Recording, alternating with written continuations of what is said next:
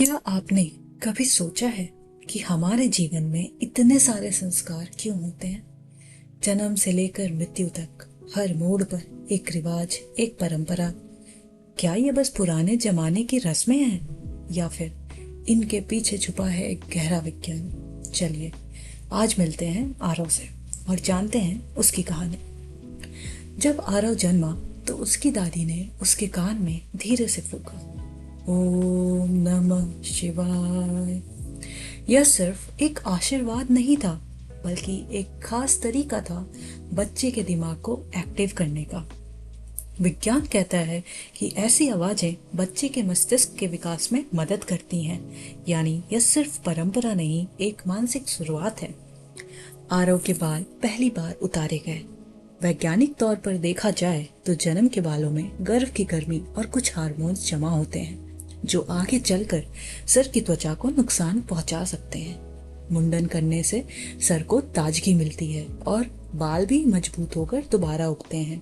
यानी यह सिर्फ धार्मिक रस्म नहीं, यह शरीर की सफाई का और देखभाल का एक तरीका है। आरव अब पढ़ाई की शुरुआत कर रहा है। सबसे पहले वो ओम लिखता है, क्योंकि माना जाता है कि यह ज्ञान का प्रतीक है। मनोविज्ञान कहता है कि जब बच्चा किसी अच्छे प्रतीक से शुरुआत करता है तो उसके दिमाग में पढ़ाई को लेकर पॉजिटिव सोच बनी रहती है। साथ ही गुरु को प्रणाम करने से बच्चों में आदर, विनम्रता और सीखने की लगन आती है। समय बीता और आरव विवाह के मंडप में बैठा। अग्नि के सामने लिए गए 7 फेरे यह सिर्फ परिक्रमा नहीं, जीवन भर निभाने वाले वचनों की गवाही है। जब हम किसी रिश्ते को मंत्र, भावना और वचन से जोड़ते हैं तो वह गहरा और टिकाऊ बन जाता है। और अब आरव की जीवन यात्रा पूरी हुई। उसका शरीर जो मिट्टी से बना था, अब चिता की अग्नि में धीरे धीरे फिर से मिट्टी में मिल रहा है। शास्त्र कहते हैं पंच तत्व से बना शरीर अंततः पंच तत्व में ही विलीन हो जाता है। आग शरीर को शुद्ध कर वापस प्रकृति को सौंप देती है। अंतिम संस्कार सिर्फ विदाई नहीं, यह आत्मा की अगली यात्रा की तैयारी है।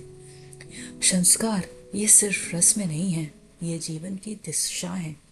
ये हमें सिखाते हैं कि जीवन कैसे जिया जाए और मृत्यु को कैसे समझा जाए। यह मन, शरीर और आत्मा के संतुलन का तरीका है।